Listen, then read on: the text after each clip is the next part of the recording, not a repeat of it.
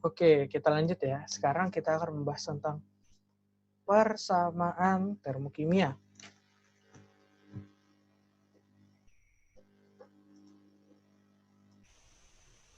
Nah, jadi persamaan termokimia itu adalah persamaan reaksi yang menyertakan nilai perubahan entalpinya. Menyertakan nilai perubahan entalpinya. Dalam reaksi ini nih, perubahan entalpinya berarti ini nih. Nah, tapi ada syarat-syarat yang harus dipenuhi. Yang pertama adalah reaksinya harus setimbang. Artinya setimbang berarti jumlah atom ini kiri dan yang kanan harus sama nih. Misal kita lihat jumlah H di sebelah kiri ada berapa? Di sebelah kiri tanda panah ada 2. Kita ubah. Di sini ada 2. Kemudian jumlah H di sebelah kanan ada 2. Dan kalau jumlah O-nya di sini setengah dikali 2 berarti ada 1. Di sebelah kanan ada 1. Berarti reaksinya udah setimbang. Berarti udah bisa kita sebut sebagai persamaan termokimia. Ada lagi. Ternyata dia harus menyertakan fase zat. Ini gas, dan aqueous. Jadi untuk gas itu lambangnya G, untuk cairan bisa aqueous, bisa liquid. Kalau untuk zat padat dia pakai S atau solid. Dan terakhir syaratnya adalah menyatakan nilai delta H. Dan nilai delta H ini. Itu tentang persamaan termokimia. Dan ini awas hati-hati, ini yang paling penting. Jadi pada persamaan termokimia yang sudah setara, sudah kita cek tadi bahwa dia setara, koefisien reaksinya sama dengan jumlah mol yang terlibat dalam reaksi. Jadi di sini kan, di sini ada setengah nih, setengah. Berarti di sini yang bereaksi adalah setengah mol. Setengah mol oksigen. Kalau ini berapa? Kan nggak ada huruf di depannya, nggak ada angka di depannya. Nah, kalau nggak ada angka di depannya berarti dia nilainya adalah 1. Berarti 1 mol. Sini juga ada 1 mol. Jadi 1 mol gas hidrogen bereaksi dengan setengah mol oksigen akan menghasilkan 1 mol H2O atau air. Begitu.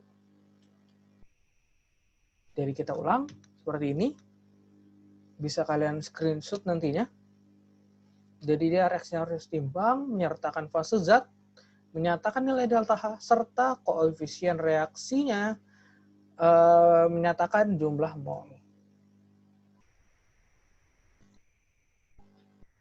Kita udah ngomongin tentang mol. Apa sih mol itu? Nah, kalau kalian mengingat, jadi konsep mol ini udah dipelajari kelas 1 di semester 2. Kelas 1 semester 2, yaitu dalam materi stoikiometri. Jadi nih, misal kalian udah kenal dong dengan yang namanya satu lusin, artinya 12 pieces. Terus satu kodi isinya 20 pieces. Beli kertas satu rim itu artinya ada 500 pieces atau 500 lembar. 500 lembar. Nah, ini baik lusin, kodi atau rim itu adalah satuan.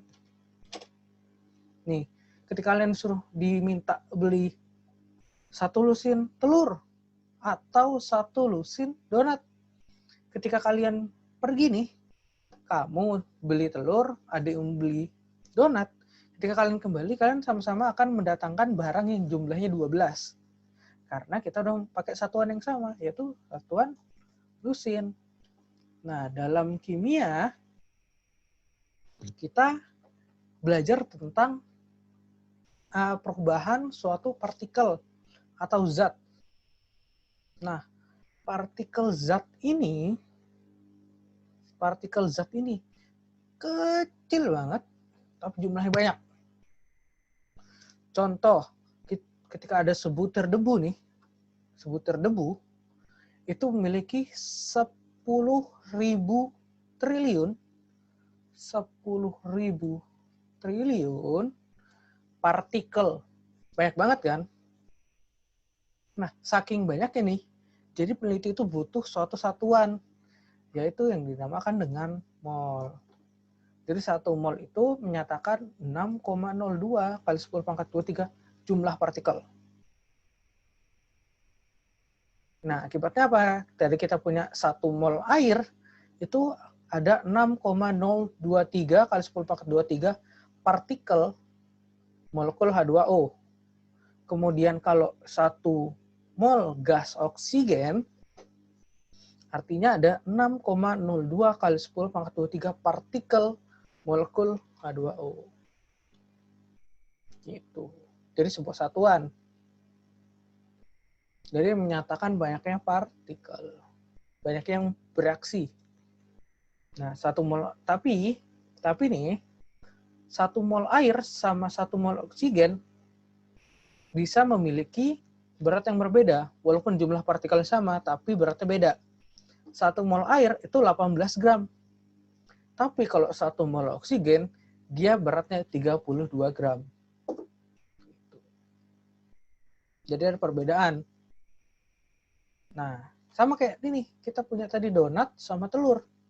Antara 1 lusin donat sama 1 lusin telur kita timbang, beratnya pasti beda dong.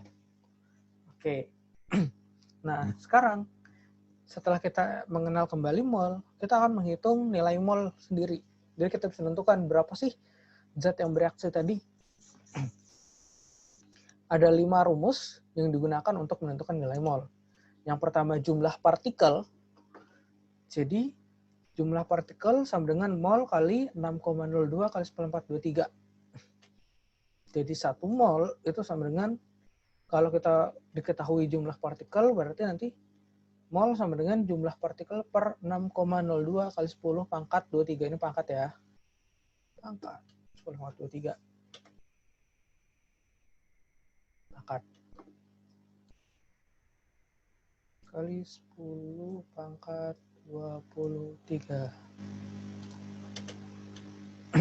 Rumus kedua, menggunakan massa dan AR.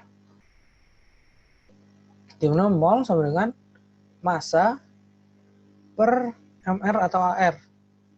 Jadi misal kita punya contoh di sini ada 35 gram gas nitrogen, di mana AR N itu 14. Nah, yang ditanyakan adalah ada berapa sih mol gas nitrogen yang bereaksi. Kita hitung dulu dari MR-nya. Di mana ARN kita kali 2, hasilnya 28 gram. Baru kita masukkan ke rumus, di mana mol sama dengan massa gas nitrogen per MR-nya. Massanya 35, MR-nya 28. Hasilnya ada 1,25 mol gas nitrogen. Kemudian ada rumus ketiga tentang volume molar STP. Jadi yang saya ingin tekankan, volume molar STP, kalau STP ini terjadi diukur pada keadaan standar, yaitu pada suhu 0 derajat Celcius dan tekanan 1 atmosfer. Rumusnya seperti ini, volume STP mol kali 22,4 liter. Contohnya ada di LKS nanti. Kemudian kalau tidak dalam keadaan standar, di suhu T derajat Celcius dan tekanan P atm, akan ada rumus seperti ini. Kadang menggunakan rumus seperti ini. Dan untuk materi termokimia, jarang kita gunakan rumus seperti ini. Jadi sebagai kalian cukup tahu aja. Kemudian yang kelima, itu menggunakan rumus molaritas. Jadi hubungan antara mol dengan konsentrasi larutan. Di mana rumusnya adalah M sama dengan N per V. Kali silang berarti mol sama dengan molaritas kali volume. Ingat, volume di sini harus dalam satuan liter. Jadi contohnya di sini ada 250 ml larutan kalsium klorida, konsentrasi 0,1 molar, maka molnya adalah, kita ubah dulu volumenya menjadi liter. 250 dibagi 1000, hasilnya 0,25 liter, baru kita masukkan ke rumus ini. Nah, hasilnya adalah 0,10 M dikali 0,25 liter, hasilnya adalah 0,025 mol. Oke, itu tadi pembahasan kita tentang 4 topik hari ini, yaitu sistem dan lingkungan, eksoterm dan endoterm, persamaan termokimia, serta konsep mol. Silahkan kalau ada yang ditanyakan, jangan malu-malu, jangan ragu-ragu. Bisa tanya di aplikasi Edmodo. Sampai jumpa.